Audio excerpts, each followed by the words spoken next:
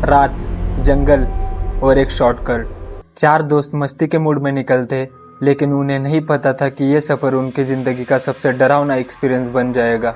एक ऐसा रास्ता जहां वक्त रुक जाता है, रास्ते रिपीट होने लगते और कोई उनके साथ कार में आकर बैठ जाता है। ये कहानी एक ऐसी रात की जहां से सब सही सलामत लौट तो आए, पर सब कुछ पीछे नहीं छोड़ा।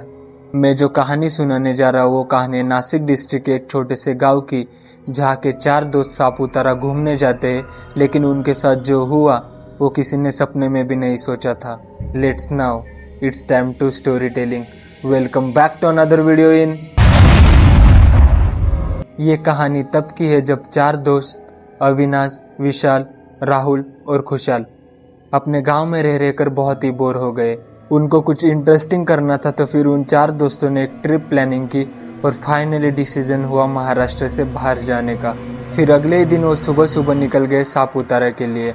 राहुल कार ड्राइव कर रहा था, अविनाश उसके साथ लेफ्ट साइड में बैठा था और विशाल और खुशहाल पिछले वाली सीट पर बैठे थे।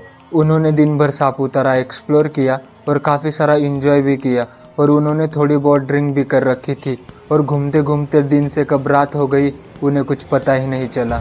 और अब समय था घर जाने का। फिर वो घर के रास्ते निकल गए और अभी भी वही सेम सीन था। राहुल गाड़ी चला रहा था, अविनाश उसके बगल वाली साइड में बैठा था और विशाल और खुशहाल पिछले वाली सीट पर। गाड़ी में फुल एंजॉय चल रहा था, गाने बज रहे हैं, कोई चिप्स खाए जा रहा है, और अचानक से गूगल मैप का सिग्नल टूट जाता है। सबको लगता है कि नेटवर्क प्रॉब्लम होगा, तो किसी ने उस बात को सीरियसली नहीं लिया। कुछ देर बिना गूगल मैप के आगे बढ़ने के बाद अविनाश को याद आया कि यहाँ से एक शॉर्टकट भी है जो हमें जल्दी हाईवे पर पहुंचा देगा। फिर वो उस रास्ते से निकल गए। वो रास्ता काफी घना और पहाड़ी इलाकों का था। कुछ देर उसी रास्ते से जाने के बाद उन्हें याद आया कि इस रास्ते से ना ही एक गाड़ी आई ना गई, पर इस बात को भी उन्होंने सीरियसली नहीं लिया। उन्हें लगा कि रात का समय है, इस रास्ते से लोगों का आना जाना कम होता होगा। फिर वो वैसे ही आगे बढ़ते गए। तभी अचानक से रास्ते में राहुल को अजीब से एक व्हाइट कलर की बोरी दिखी। ऐसा लग रहा था जैसे उस बोरी में किसी को बांध रखा हो। 10 मिनट आगे बढ़ने के बाद वही बोरी फिर से दिखी। राहुल थोड़ा सा डर गया। डर के मारे उसने सबको बताया। तभी विशाल ने बोला कि शायद 2 बोरियां होंगी। सबको यही लगा था कि राहुल ने ड्रिंक कर रखी थी, तो कुछ भी बोल रहा है। तभी कार ड्राइव करने के लिए विशाल आता है, क्योंकि विशाल ड्रिंक नहीं करता। 5 मिनट बाद वही बोरी उन्हें तीसरी बार दिखी। अब कार में पूरी तरह सन्नाटा छा गया। सब बहुत डर गए और डर के मारे विशाल कार को बहुत तेजी से चलाने लगा। कार आगे बढ़ती गई, लेकिन 2 मिनट बाद वही रास्ता, वही टेढ़ा पेड़, वही जंगल।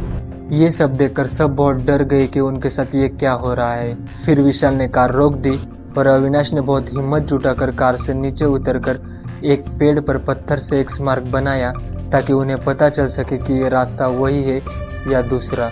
फिर अविनाश जल्दी जल्दी कार में बैठ गया और फिर से सब वही रास्ते से निकल गए। कार आगे बढ़ती गई और शॉकिंग बात तो अब हुई।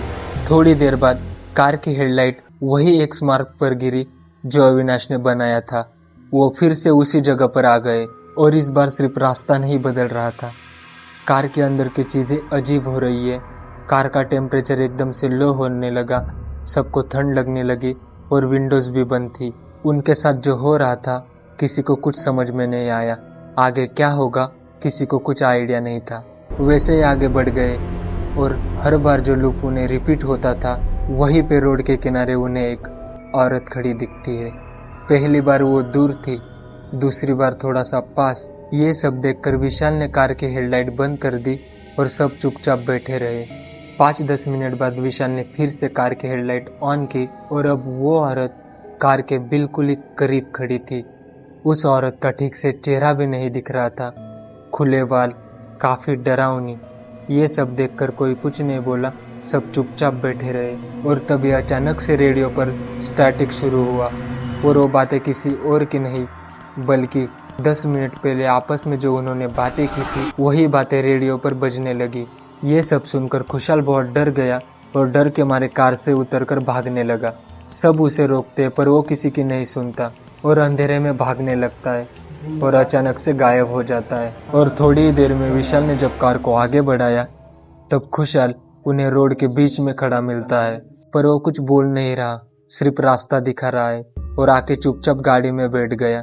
सबको लगा कि सब कुछ ठीक हो गया, लेकिन सबसे डरावनी बात उनके साथ तो अब हुई जो किसी को कुछ आइडिया नहीं था। विशाल को रियलाइज होता है कि कार का फ्यूल खत्म ही नहीं हो रहा। स्पीडोमीटर 80 पर है, लेकिन कार मूव ही नहीं कर रही, बस रास्ता पीछे जा रहा है। तभी अविनाश को मिरर में कुछ ऐसा दिखा जिसे देखकर अविनाश के डर के मारे पसीने निकल गए।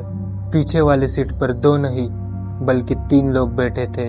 वो औरत खुशहाल और राहुल के बीच में बैठी थी, लेकिन उन्हें कुछ रियलाइज नहीं हो रहा था।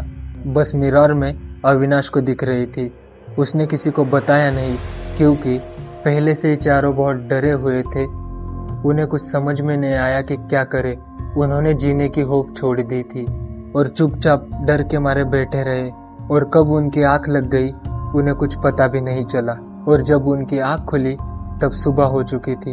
उनकी कार वही खड़ी थी जहां अविनाश ने एक्स मार्क बनाया था। फिर सब डर के मारे वहां से निकल गए और थोड़ी देर में महाराष्ट्र के कलवन साइड आ पहुंचे। तब उनकी जान में जान आई। उन्होंने चाय नाश्ता किया और वहां से निकल गए और सही सलामत घर पहुंच गए। तब से उन दोस्तों ने आज तक कभी ड्रिंक नहीं की। और उन चारों दोस्तों में से एक दोस्त ने मुझे ये बातें बताई जो मैंने आपके साथ शेयर की। And moral of the story कहते हैं ना, नॉनवेज खाने वाले और ड्रिंक करने वाले लोगों के पीछे पैरानॉर्मल एक्टिविटीज होती रहती है या फिर भूत प्रेतों का साया लग जाता है। तो आप सब भी इन चीज़ों से दूर रहो, इंजॉय करो, लेकिन ऐसे नहीं। और ऐसे ही हॉरर एंड मिस्ट्री स्टोरीज के लिए जल्दी से क्रेजी बॉय को सब्सक्राइब कर दो। मिलते हैं ऐसे एक और धमाकेदार हॉरर स्टोरी में।